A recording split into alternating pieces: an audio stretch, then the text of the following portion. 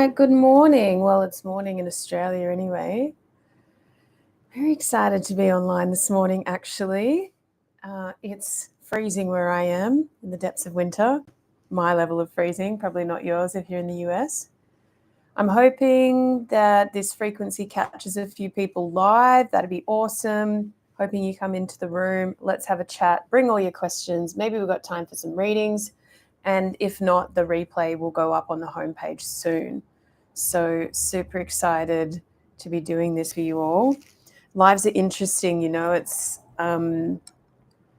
even though I'm preparing my frequency and my energy and talking to my guides, you never really know whose energy you're feeling coming in as they show up. And the idea is, the way that we learn it at Ankara is, if you end up doing any kind of psychic reading or mediumship, any of those skills are directly related to what spirit guides you discover in our courses. And we have one called that we label the Divination Guide. So they are a specific guide that's going to help you with all your divination skills. Now, I often say in my courses, they're often the weird ones. The witches, the shapeshifters, the old medicine men and women, they can be very skilled and very great at reading anything, really. And they have that ability to come through and channel through you. So it's usually our divination guide that we use for trance channeling as well. And they have the capacity to read and see everyone that's going to show up, but also everyone that could watch it in the future. It's fascinating. So I don't have that ability myself. I use my guide and she tunes into what the message needs to be for everyone that might show up in the room. She can see that, I can't. And who might see it all the way into the future. Hey, Luke, thanks for joining me. Hope you are well, my friend. Luke, let me know if you have any questions. You are first in the room, so I'm more than happy to answer your questions in detail, and I'm more than happy to offer you a reading as well. So, balls in your court, my friend. But I will keep on talking about the Divination Guide. Particularly when people do a lot of mediumship and trance channeling, depending on who they're channeling with, I personally don't let spirits into my body. I don't do mediumship. Only I do it with one guide, which is my divination guide, which I know back to front. We've been together a long time. We work well together. And you'll probably notice when she comes in, sometimes my voice changes a little bit. It usually gets a bit faster, and then all this information comes through rather quickly. So we work together. I'm not a channeler that allows her in fully and then just does a transmission. I like that we work together so that it's part me, part her, just navigating the space together, because sometimes people need my skills and sometimes they need hers. So pretty interesting. Hey, Bubbles, darling, welcome. Nice and early for you. Don't know how it is where you are. It's freezing here. Yes, Luke, I got your email. Super excited to connect with you. I will get onto that, and if it's not me that speaks to you, it will be one of the other team members, and they're all wonderfully passionate coaches. So we will certainly make contact with you. Like being in a freezer, Bubbles. Bubbles, let me know if you have any direct questions or whether you'd just like a reading before more people show up in the room. Luke, my friend, we're only going to use shadow cards, so let's get ready for that. We'll go with two. So a two-part story, usually 2 layers. Let me know if you've got something going on, or you're trying to solve a problem, or you have a question in your heart space that has been causing indecision, torment, delight, whatever it is. And that will make the reading a little bit more accurate for you. We did get the duck, which is number 7. Duck comes through when sometimes we're putting up too many barriers towards feeling loved, being loved, finding more people to love, being in love with everything. The duck really says, we can make this easy, this connection place. We can make it fun. We can also make it joyful and playful, and sometimes a little bit childlike. I love the idea, and it's very challenging at times, isn't it? I love the idea that there's so many people in this world that we can love. And I get that when you're healing, you do need a bit of an isolated space, and that can get very lonely. But it's really like when you're in capacity and you have the unconditional love for yourself, and there's no bounds on that, there's no boundaries, and you're dedicated to look after yourself no matter what comes your way, you are the best equipped and the best skilled to looking after yourself in all times, in all situations, then love becomes so much more easier with other people. It's when there's pain, distress, hurt, and we're not actually trusting ourselves to look after ourselves because we fucked it up in the past and we didn't protect ourselves from that one and we made a wrong decision there and where was my intuition and all this sort of stuff. But when the duck comes through, and I was talking to one of my ancestors the other day about this, the duck comes through to really say, like, there's a lot of people to love. It doesn't have to be complex. Find something that connects you, find a common interest, find the love center, protect it, and go towards it with playfulness, knowing that no one can really hurt you unless you give them your consent. And if they do hurt you, you can repair as quickly as possible if you're in charge of your own self-care fully, like fully, which means it's not about them. I'm not going to blame them for having an abusive, narcissistic, whatever. It's really like, well, can I love them as they are? How would I do that? How am I going to protect myself? What are my boundaries? How am I going to look after myself? Because this could be a little bit risky. Or is a full-hearted, you're super safe, I'm going to love the shit out of you. And this is what I need at all times to be sovereign, healed, happy, content within myself, right? Because that is what we bring to relationships, hopefully. The turtle, it's actually a really beautiful reading for you, Luke. The turtle says, you got to swim freely and you got to be prepared to do it on your own at times. So this is interesting, and I feel something else coming through now. It's easy to love, but you got to be willing to have your independence. And we can hold the polarity in that of, I need a lot of people to love. That's part of who I am. And if that's part of who you are, Luke, it is part of who most of us are, if we don't get too traumatized along the way by making decisions based on other people's needs.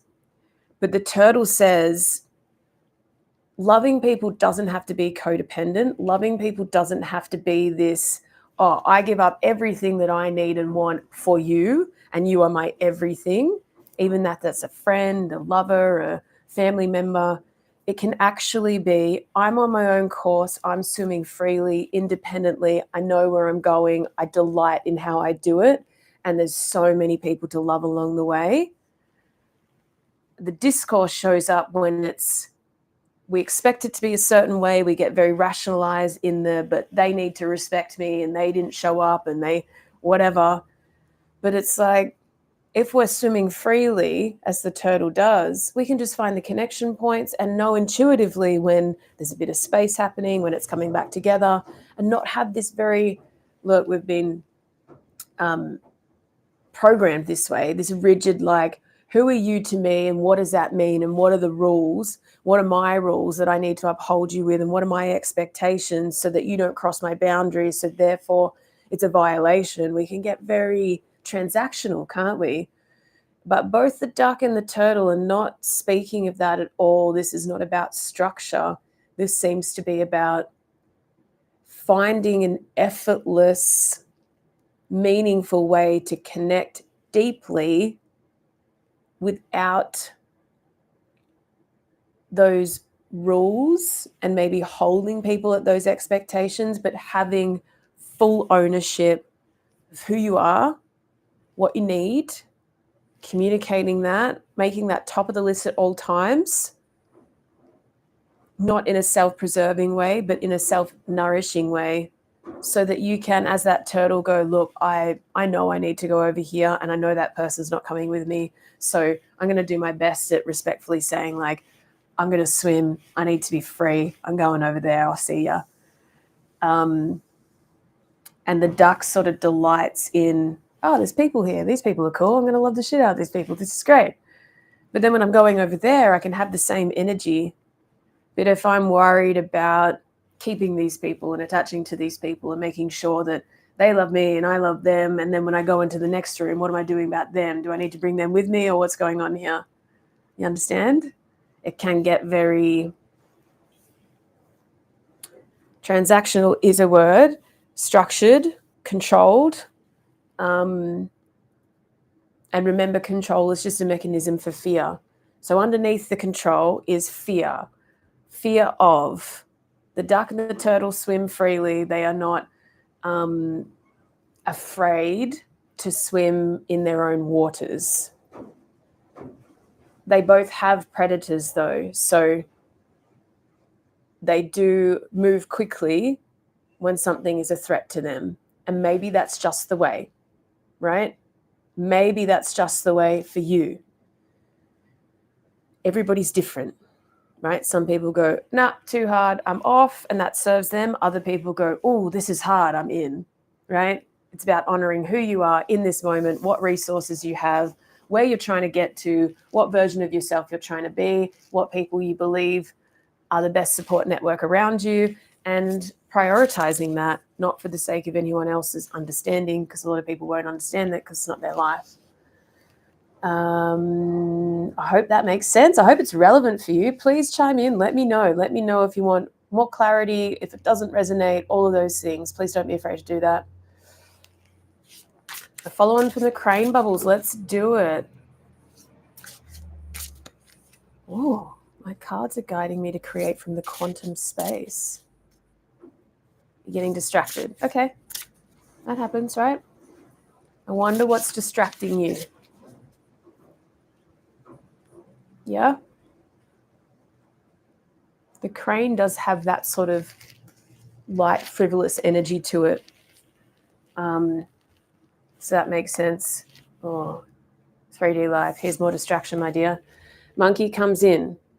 Perfect, right? Trust in your guidance, not your distractions. So you can be moving around. I find creative people are more prone to starting this, going over there, moving over here, saying that, not finishing a sentence. Particularly when we're heading into that neurodivergent flare, we have that ability to side quest, get distracted, move over here. It's not particularly a bad thing, I don't think. But Monkey comes in to say, you can have all that energy and you can move around, but let's always understand the bigger picture. Because if the bigger picture is I'm trying to get to there, I'm involved in my own healing, I am trying to facilitate a better life, I'm trying to upgrade my 3D life, which I believe you're at, you're going to need a lot of energy. Monkeys are pack animals for sure. So aligning with the energy around you to make those improvements and making sure you remind yourself what the mission is. And the mission is, right now, I'm on a mission to improve my 3D life. These are my steps.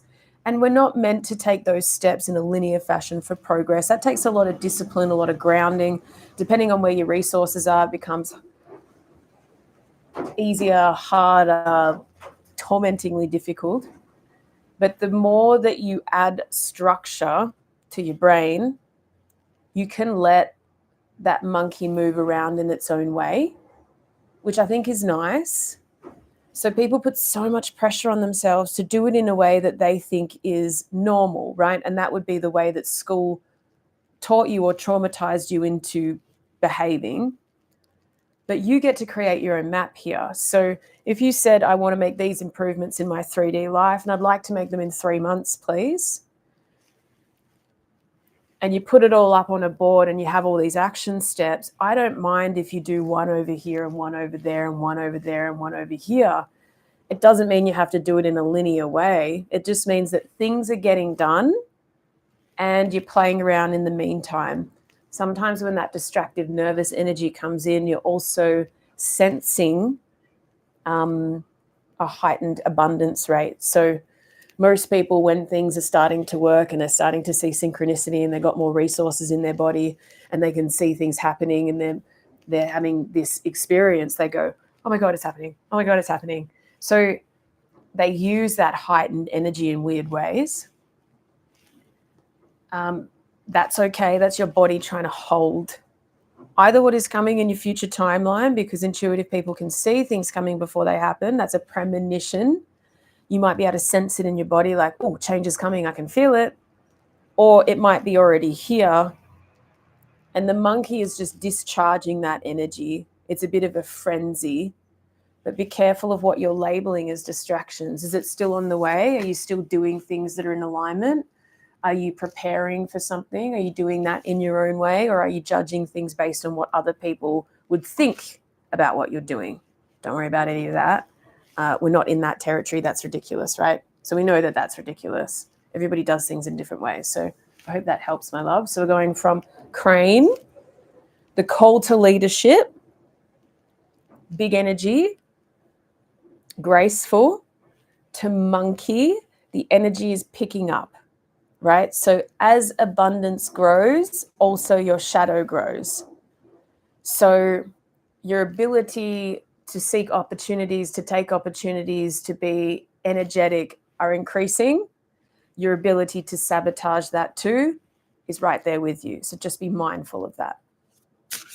Okay, moving into monkey. All right. Alyssa, is that how I say your name? Welcome, welcome. Thank you for joining me. I'm not sure if I've seen you in here before. It's very exciting. Of course, a reading, my darling. No problem. Emily, darling, welcome. So good to see you here. Alyssa, 2. Big cards, strong cards. So first is eagle. Eagle comes with a warning. Yes, powerful, mighty, predator bird, sacred bird. What I know about working with beautiful students that have an eagle totem. Elisa. Got it. Elisa. Yeah. Good morning, my friend. Welcome. What I know about working with beautiful students with an eagle totem, they are powerful, usually more powerful than they are acknowledging at the time that they find that totem. They hold responsibility, right? They hold more responsibility than others, because the bird that can fly highest in the sky has responsibility for the order of things. You won't really find an eagle that's cruelly hunting for sport and just killing things for the sake of it. Like, this is power, this is responsibility. So we must carry that sense of responsibility with humility. That basically says, don't hold that sense of responsibility over other people. Don't use a condescending attitude to say, well, you're not taking responsibility. Here I am taking it all. Hold that sense of keen vision, because all eagles have keen vision. They can see things on a higher level than other people. Blessing and a burden at the same time. Hold the blessing and the burden with neutrality and say, I have been given a gift and I must use my power well. And what does that mean? If I'm holding more responsibility, what am I going to do with it? How can I lead others rather than move into the burden of, this is too much, I can't do this? I think particularly for eagles, they can love the responsibility, feel called to action, called to leadership, but then they can go into victim voice, which says, this is too hard, no one's supporting me, I don't get it. There's also a shadow aspect to eagles. They can be not very well disciplined. They can be up in higher pitches, intentions, how are we going to change the world? It could be so amazing, but that, and here comes the second card, which is Kookaburra. the action steps, the structure, the discipline to get that bigger picture into our physical world is sometimes lacking.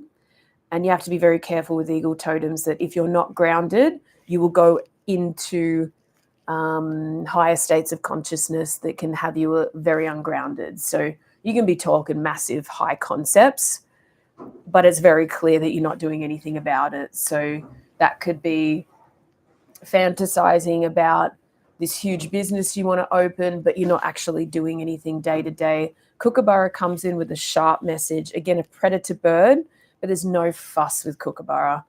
Kookaburra is take the action, do it now. You'll sabotage yourself if you sit there and dream without pulling it into action. So if the goal is I want to be in the pinnacle health of my life, what are we doing about it?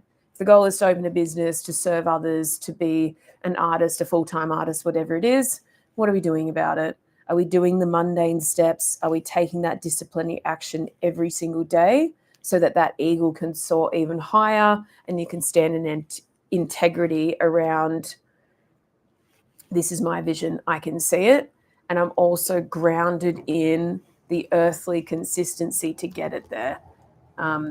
Powerful birds, Elisa, very powerful. So sounds like something big is going on for you. We just have to make sure that we keep you grounded and take the action, all the boring stuff. Yeah, it's like doing your taxes, eating healthy, sleep routine, showing up to it, doing all the research, taking those actions every single day can be where a lot of us fall short, particularly creative, spiritual people that are on a high plane. They can experience it all. And what I don't like seeing is spiritual people that complain a lot about the system and this, and it's not doing well, and it should be like this, but there's no action around that. There's just the knowing that something needs to change and the talking of it. But what are we doing about it? What are the actual actions? What are the evidence? What is the 3D life evidence that you're working towards that? That can be very difficult. It's overwhelming at times. I hope that helps. Lovely. Does that resonate for you? It's all good to say no. Okay, cool. Action plan for you, my love. Let's do it. Don't forget to collaborate. Okay, who else on the list? Narak is a door. Is that your name? It is so beautiful. A card for you, of course. And then Anna. Hi, Anna. First time here. Ah, so good to meet you. Where are you tuning in from? What hemisphere? What continent? What beautiful country? Okay, it's a lot of talking, so I'll just sip my tea.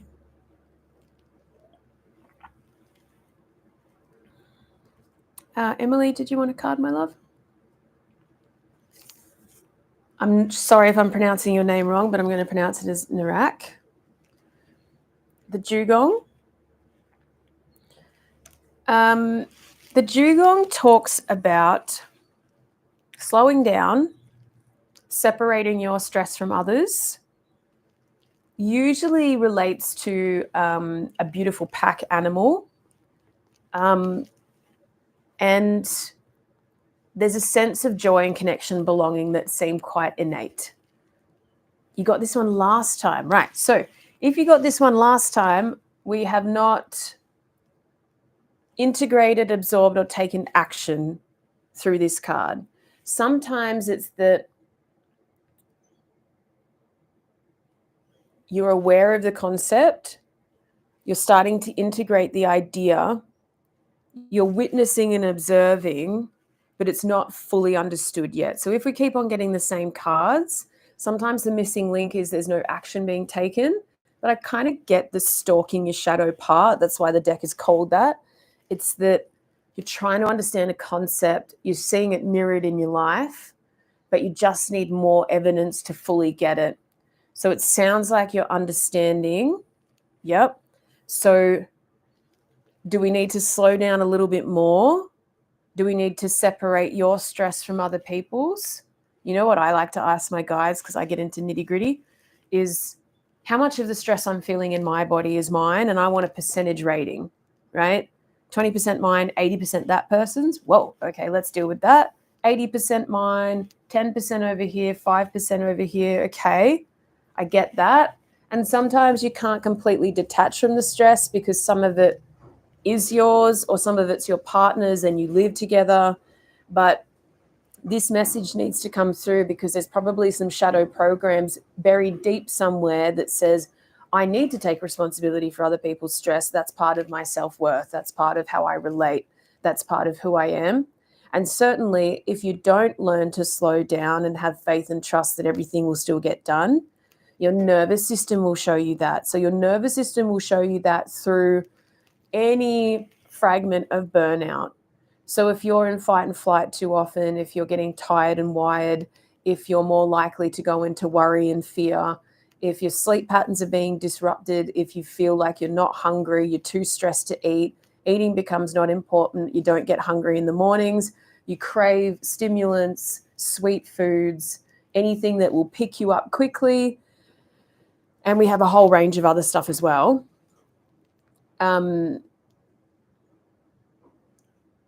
Go ask the questions, Luke, because other people in the group chat are going to help you as well. We have some beautiful Patreon members in here that have done a lot of work on themselves, and they're very good at providing you support. So girls, you know who you are. Bubbles, Emily, please help anyone that asks questions when I'm channeling. So what do we need to do for Jugong, Narak? What are the action steps? What do you think? Is it hacking into your day so that you find those slow times? Best way to do that is sit in silence with no distractions, 5-10 minutes, do it a few times a day. So there's something big going on, right? So Jugong comes in to say, even though it's big, you can swim at your own pace, right? Is it good big or is it bad big? Or there's probably a mixture of both. But I find Jugong comes through when I'm so excited and so passionate about something that I'm likely to fuck it up because I'm going so quickly and I'm so excited and I want to keep going and I want to burn the candle and I want to stay up all night and I want to keep working on it and it's, oh my God, it's amazing. Jugong goes, nah, if you burn yourself out, it will be worth nothing. Yep. Yeah. Bubbles has got it. Jugong is also like a puppy in the ocean. So we can do it playfully. We can do it with others. We can relax. We can take time.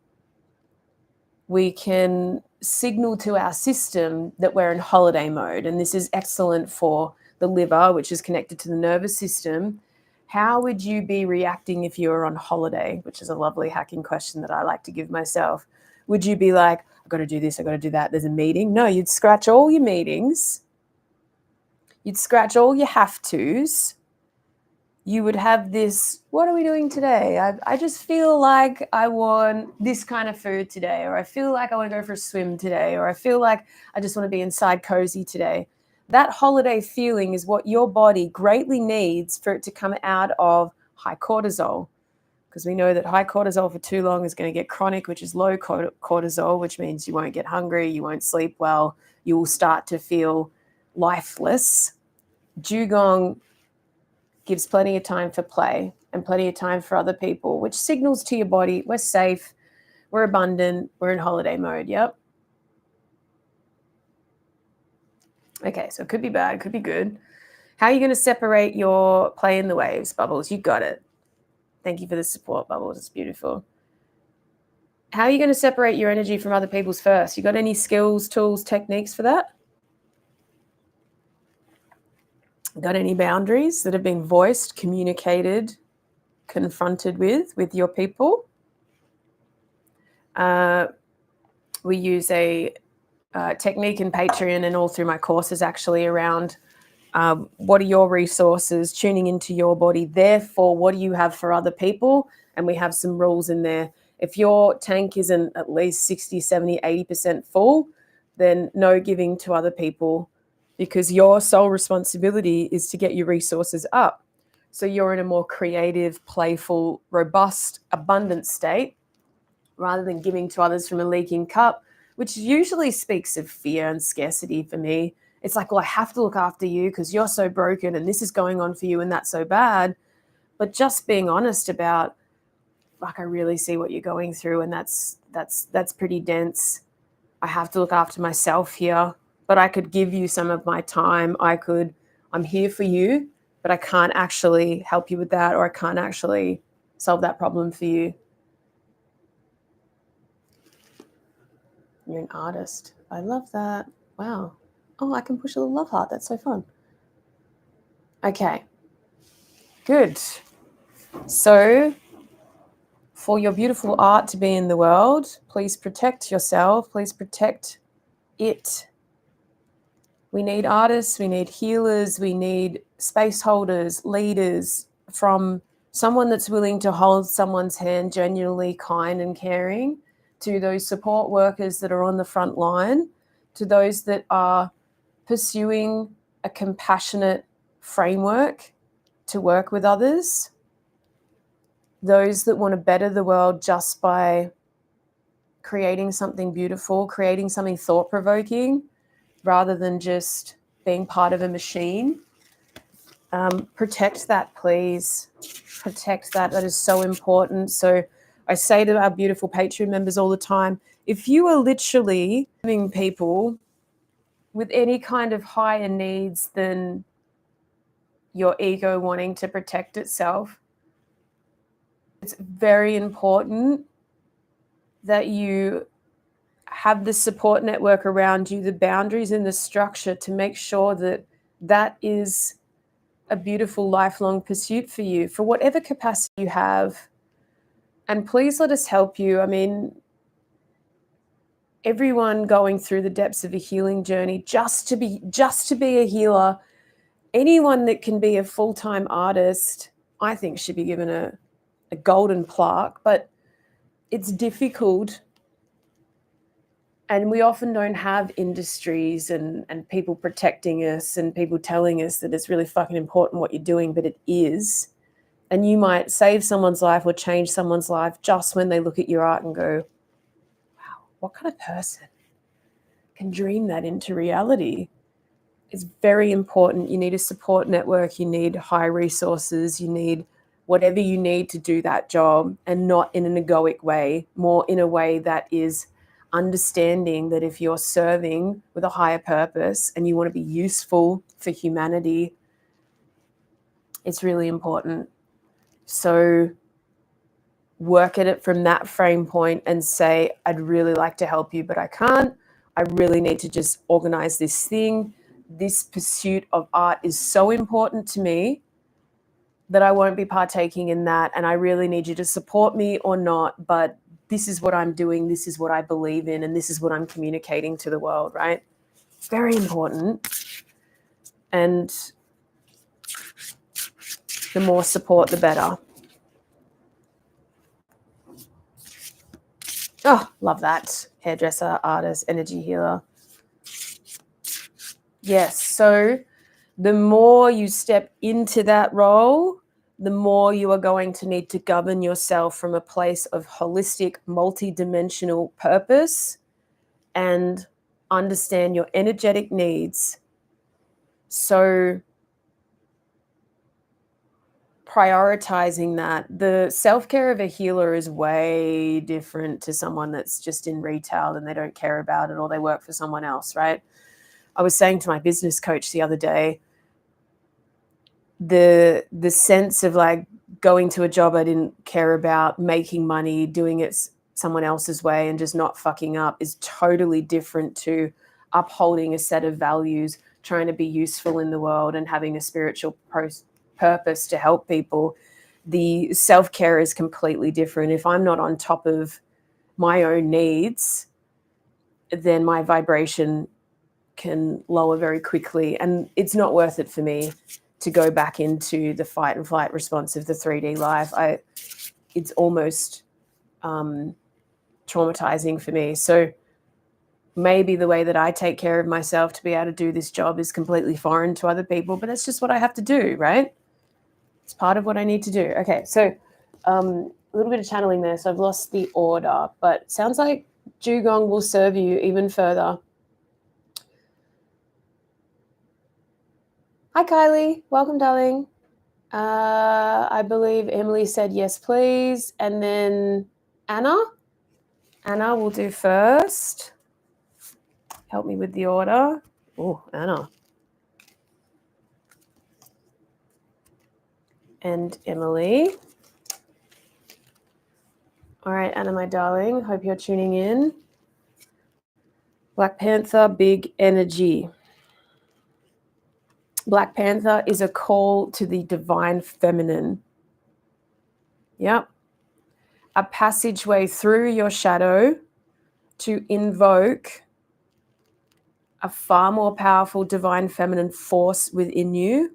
Black Panther is no joke. So the students I have that get Black Panther as a birth totem are in for a very difficult, eye-opening, life-changing, huge journey to find their power. This is big cat power as well. So one of the fear mechanisms that Black Panther will teach you about is anything you fear within other people, anything you have a problem with, anything you're blaming them for, anything you don't like is a mirror. If you see someone working towards something, having a powerful expression, that's something that you want. The Black Panther will be like, oh, why do I find that so difficult? It's because you want something like that. You are far more powerful than you're giving yourself credit for, and you're probably afraid of that power, as we all should be. But remember, divine feminine power can also be nourishing, nurturing, divinely intuitive, powerfully intuitive, beyond probably what you thought you were capable of. And with all the big cats, there is a strength to the body that needs to be embodied. So all of my darling students that have big cat totems learn that they must develop their physical form in order to hold the power that they are embracing. So that can be a challenge within itself. They are usually structurally strong. But for a woman, there is all of this very shitty programming around what the body should be, what it should look like. Big cats need to be strong. They need to be in their body, feeling their muscles, developing the strength of the joints so that they can feel within that big cat power. So it's really like build yourself up, make yourself strong. And when you know you're ready to hunt, which means you're going after your goals, you're achieving what you're here to achieve, you're going after your mission, you are strong and focused, so that the mind needs to be trained in some way. It needs to be disciplined towards holding power, expansion, growth, and it comes in bursts with big cat. It's like, go, give it everything you need, and then chill out and relax. There's nothing to worry about. Predator animals don't really have to worry about being on fear all the time. They are hunt and then relax, and then hunt and then relax. So what big cats mainly get into shadow-wise is hunting too often, never taking a break, never taking a rest, and forgetting the physical form. The stronger the physical form in, the more the divine feminine can reach into that. So we get that balance of masculine and feminine as well. Monkey comes through for you too, Anna. So if you align that Black Panther focus, which is so, so powerful and so beautiful, remember to hold focus and know what a distraction is, right? So is that part of my mission and my focus, or is that a distraction over here, and does it serve me or not? Distractions we want to be skeptical on. Nourishing side quests I'm happy with, as long as it ties into the bigger journey. So the big cats are really mission obsessed. They can be. They are, well, I don't have time for any of that. I've only got time for this one thing that I am here to do. The big cats stalk all the time. They're stalking other people. They're stalking their mission. They're stalking big goals, big aspirations. And you don't need to push, control, force all the time. The monkey does come in as a reminder to have a bit of fun, to work with other people, as long as it's collaborating, getting you to where you're going, and it's not powerless. You don't have to pretend to be a small person to get it done. We want you to be big panther, knowing that there's all sorts of animals around you and you can collaborate and work with them freely. But big cats can't pretend to be anything else but what they are. Thanks for helping, Bubbles. Love it.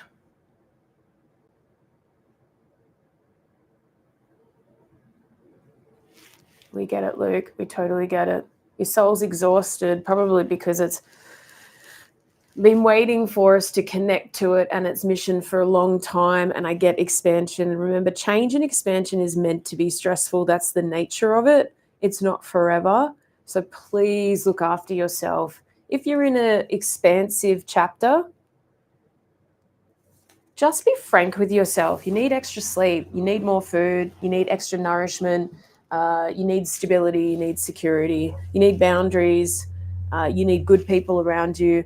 I think just naming it and saying, this is an expansive phase. This is why I feel so exhausted. I'm going to double down on looking after myself so I can get this thing done and prioritize that over everything else, right? That's important. And finding that holiday feeling, knowing that it's important for you, and just being frank about where you're at. I'm glad it resonates, Anna. I'm very excited for you. Let me know how that Black Panther energy is showing up or what it feels like in your body. Emily, my darling. Cool. 33, Fairy Wren. So don't be afraid to be promiscuous with your projects. Float around, sample some new things, get some more info, right? This is not big cat energy. We are not looking at the spiritual mission, the greater purpose right now. We're actually floating around and collecting energy from everywhere. Let's just clear out obligation, duty, what you think you should be doing, all of those ideas around the way that society wants you to do it. Fairy Wren says, hop around, delight in what you're doing, knowing that there's a project over here, and there's a project over there, and there's a person over here, and I'm going to have lunch with this one, and just allow that energy to shift, go with it. Most people are too stubborn to actually go with it. Fairy Wren phase won't last forever. You'll notice when your body doesn't have capacity for the new experiences anymore. So dance around in it until the card changes. But I know you're creative, so maybe start something over here, look at that over there, have the messy piles or whatever you got going on, and just let Fairy Wren show you the little bursts of energy that you have. So that tiny little bird moves around. It's most famous for being very promiscuous with its partners, actually. So the females make a nest and are visited by many males, and the males visit many females, and that's totally fine. So let go of the rules, let go of the shoulds and the woulds, and just delight in that energy of moving around in your projects, in your people, in your environments, and just sample different things.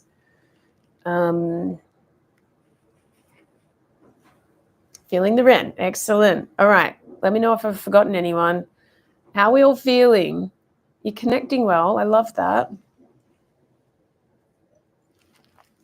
Hi, Aurora. Thank you for joining me. We've got a little bit of time left, Aurora. Would you like a reading? And you've already put, can I have a card? So let's do that. All right, Aurora. If you guys love this style of live stream, we do this in Patreon a lot. We have coaching sessions, Q&As, readings, and then everyone gets quite connected and you get to know everyone. It's a beautiful environment away from social media as well, so it can be a little bit more focused, I guess. Aurora, the pheasant. Not sure if you have pheasants where you are, but the pheasant is, as we know, stunning. It's also a bird that's very ruthless in the way that it survives. So take that ruthlessness and apply it to the people around you and make sure that you're surrounded by people that see your beauty. Hi, Steph. All right, don't let me forget you. I'm going to pull you a card. So I'm wondering, Is everyone around you in your inner circle and maybe an outer circle, are they seeing your beauty or are they criticizing you and seeing everything that's bad, right? The pheasant says, I don't want you to kick him out. I want you to take that ruthlessness, that ability to survive and thrive, use your words, your communication techniques, your boundaries, and your inner knowing to say, are they seeing my beauty and can I see beauty in them? Or are we getting into this shadowy place of nitpicking and whatever it is? I want you to voice what you need. And sometimes it's just a conversation of like, hey, I'm trying my best and I really just need you to support me. And the ways that you can support me are you can cheerlead me, you can see the beauty in what I'm doing, you can encourage me, you can listen, but I really don't need you criticizing me. I really don't need you blaming or shaming or judging me. That doesn't actually serve me. I know it might serve other people and it might act like a motivating force, but for me, it does not. And I really need to just be surrounded by beauty. So there are ways that you can love me. And I would love to offer that to you as well. Can we change the channel here? Can we shift our perspective towards just being in celebration of each other? I feel like it's just one or two people that are just not being what you need them to be.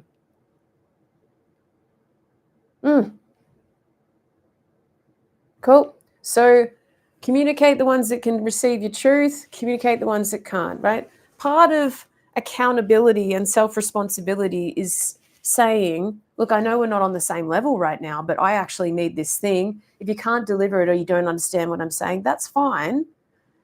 I just won't be engaging in this behavior anymore. So as I say with soul contract work, find the sweet spot that works for people. If they're likely to criticize you over the phone, then say, hey, I won't be picking up the phone unless you have something nice to say, but I'm happy to text back and check in with you, or I'm happy to get on a voice call if we're going to be more behaved.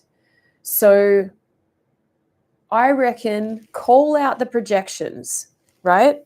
Show people that you're observant, that you're taking responsibility, and don't be bossy, but be ruthless in what you need.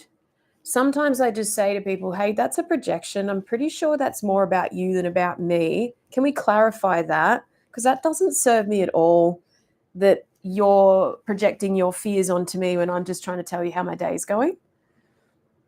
I think calling it and using the word, don't use the word to manipulate. We don't need to use therapy language to manipulate anyone. We just need to say, hey, was that a projection? Because I know about your stuff and that feels like it's more about you because it doesn't have anything to do with what I'm telling you about. So if it is a projection, do you mind calling that within yourself, taking responsibility for it and doing your best to not project onto me next time? And also, are we active listening? Are we talking about the difficult parts? Because that's really important to me. That makes me feel safe. And I totally get that you don't have capacity. And if you don't have capacity and it's my need, then maybe I'll create some distance until you do have capacity, right? So having these conversations, making sure that if there's beauty around you and there's a couple of situations that are diluting that experience, then just being very mindful. Inner circle here, outer circle there. Whoever you give access to you all the time at the depths of vulnerability are the ones that can handle the truth, correct? Then we have an outer circle where you're not so heavily being vulnerable, you're not speaking to them all the time, but they're there as a connection point, making sure that they're beautiful also, they see your beauty, but at times they fall short of being able to express that or whatever it is. So just make some changes in that, but pheasant is important for us as we thrive. So they will do whatever it takes to make sure that their babies are born to the point where they kick birds out of their nest, lay their eggs in other birds' nests, and the other bird actually raises their babies, which I think is crazy, but it must work, right? Just like, here, I don't have time for this. Can you raise my baby? Thanks.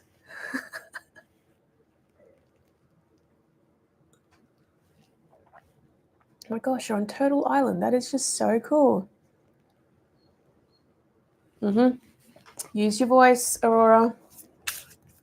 And community, let's do this. Okay. Astral healing. Steph, thank you for being here. Have I done a reading for you before, my love? I feel like you've been in here before. Astral Earthling. Sorry, the screen's a little far away. So, 41 is the Beaver.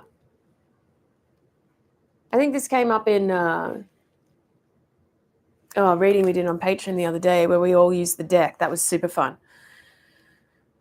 Beaver says, confirmed you are a hard worker.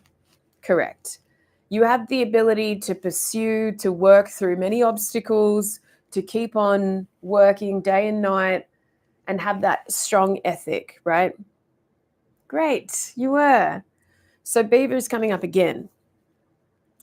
Make sure you're working in the right areas for the right reasons.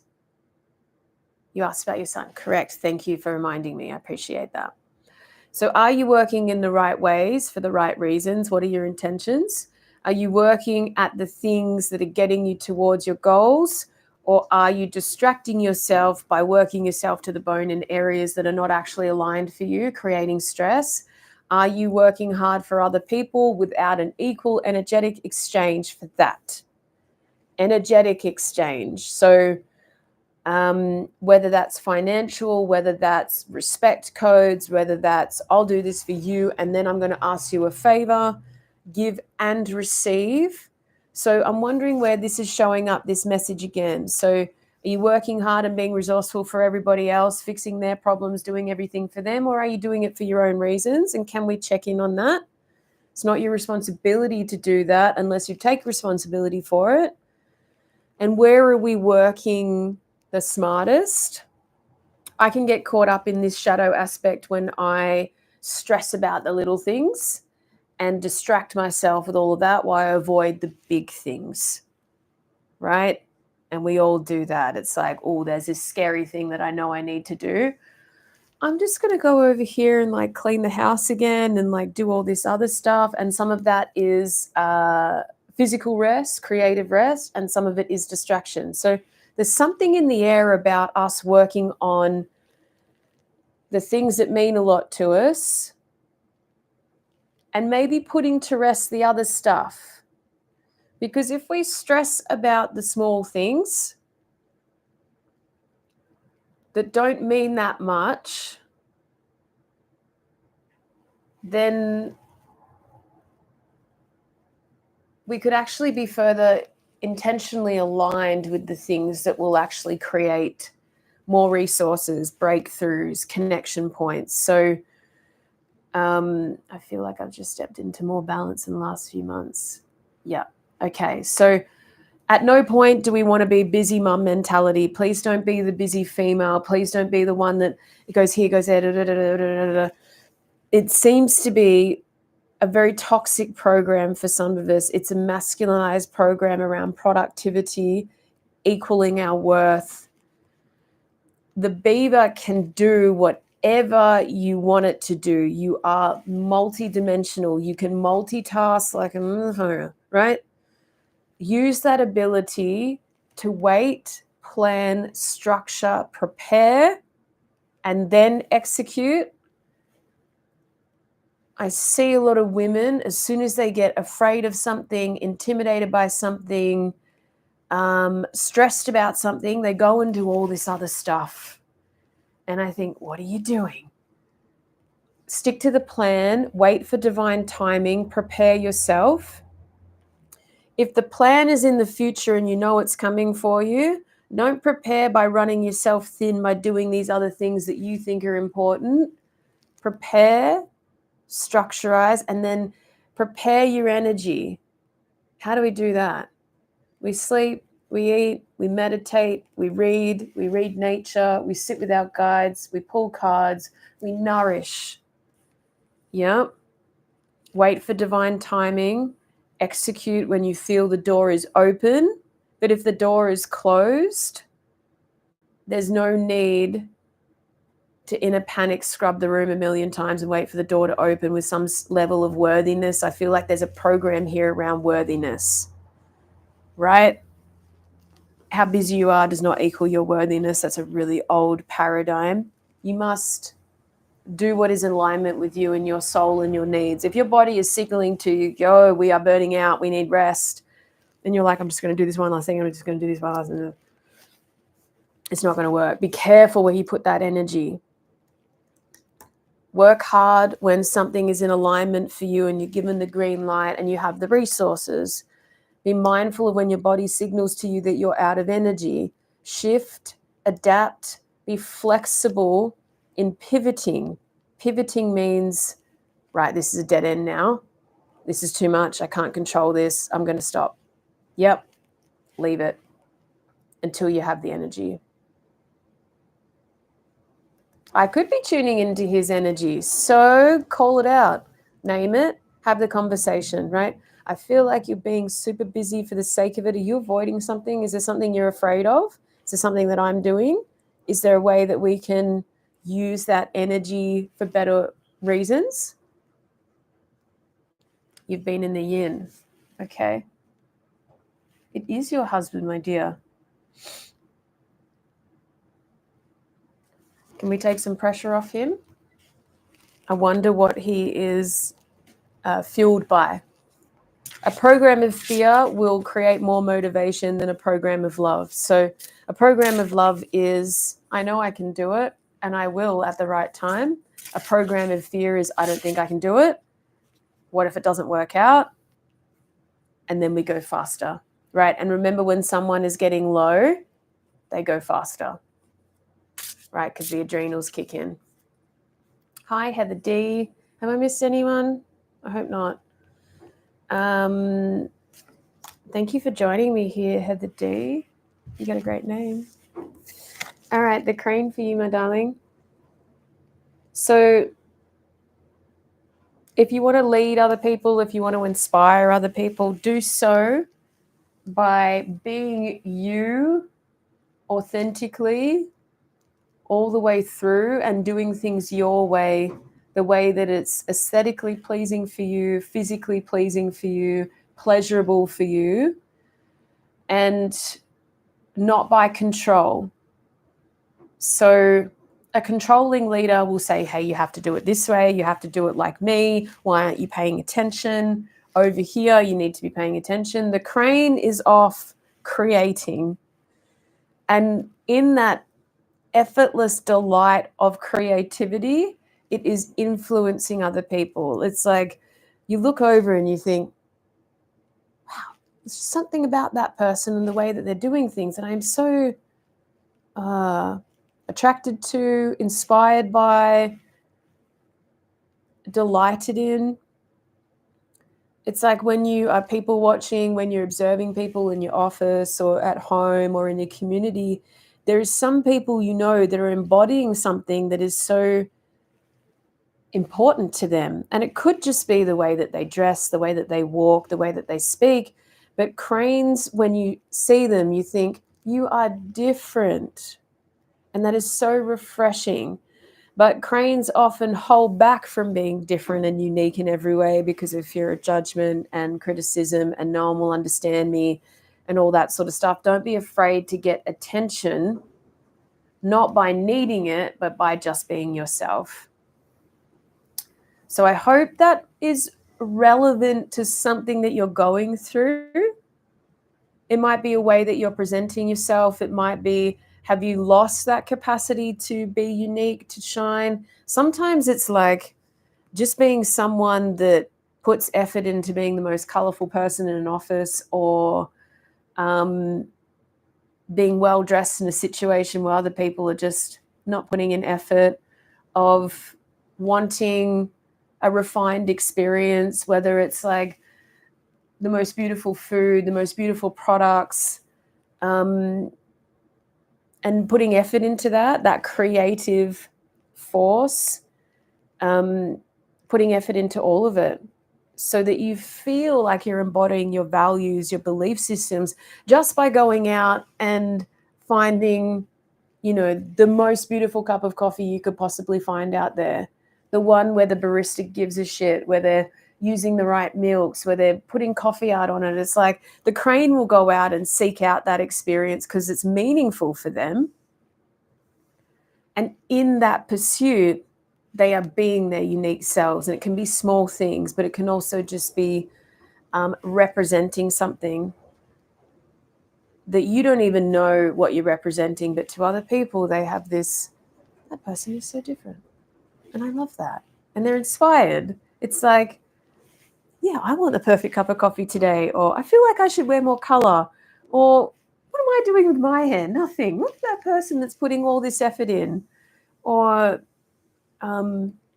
yeah, it can be a very tangible thing. Okay. So if you're lost in your creative self, please don't put pressure on yourself to be an artist right now. You don't need to paint a masterpiece. You don't need to have a million projects on the go. Start with bringing in beauty into your home. Get your wardrobe out. Find the things that really help you to be yourself.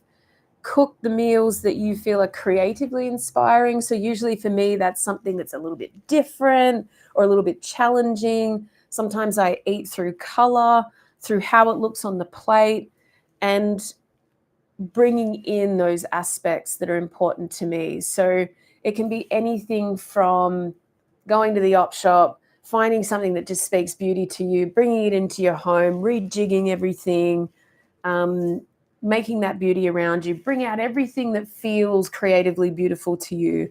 Books, cards, smells, sights, sounds, and just make it beautiful. And again, have some intention about when you're going outside. So for creative people, if you want to spend 3 hours getting ready for something because you feel that's a meaningful pursuit for you, great. That's beautiful. If you want to make something more aligned with what speaks to you, then grab your favorite things, colors, shapes, symbols, and anything that is just drab and boring, put it to the side, put it away in a box, and just start there. Create something beautiful, just with something very small. Yeah. Okay.